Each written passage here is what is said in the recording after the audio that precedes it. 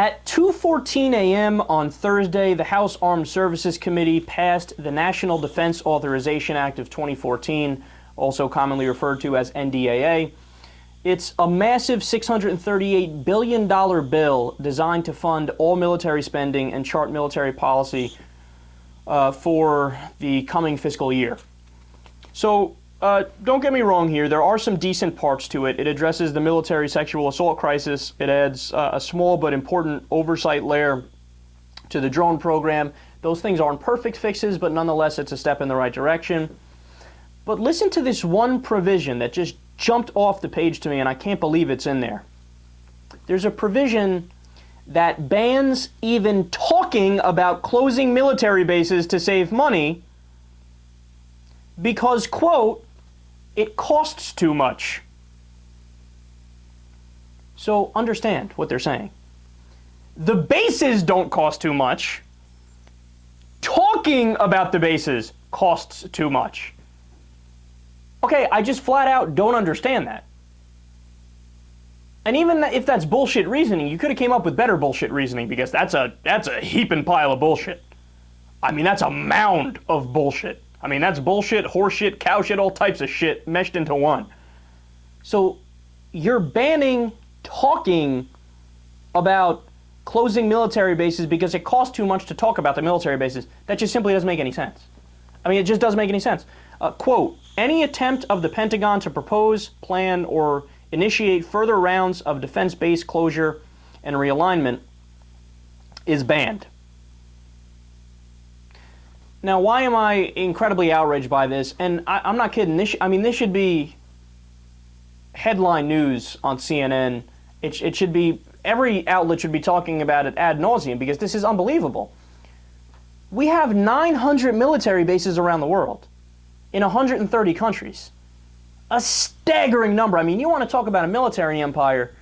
I mean, this is a military empire, right? And forget defense spending. That's not what the Pentagon does. It's offense spending. We all know it's offense spending, because we're the aggressors now ever since the Bush Doctrine.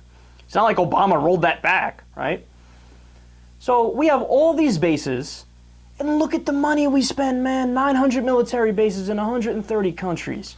I mean, we spent, when all is said and done in Iraq, $7 trillion by the year 2053. $7 trillion! Our military spends more money than the next 14 biggest militaries combined. Our military is 40% of the military spending for the entire world. That's almost half of the military spending for the entire world is just us. I mean, think about that. And we live in a world where there's China exists, Russia, other pretty big powers, right? But no, you're not even allowed to have the conversation to maybe cut some of the bases.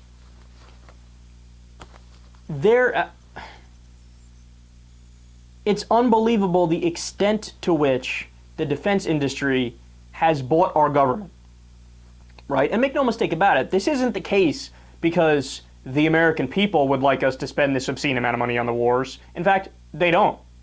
They want us to close a lot of those bases. They want us out of Afghanistan. They want us to be non-interventionist. The polls are clear, right? So it's not that the American people want it. It's that the defense industry wants it. You have to understand, this phrase, the military-industrial complex, it's not conspiratorial. It's very common sense and straightforward. In fact, you know who brought that up? It was Dwight Eisenhower, a Republican president. He was the one who warned about it.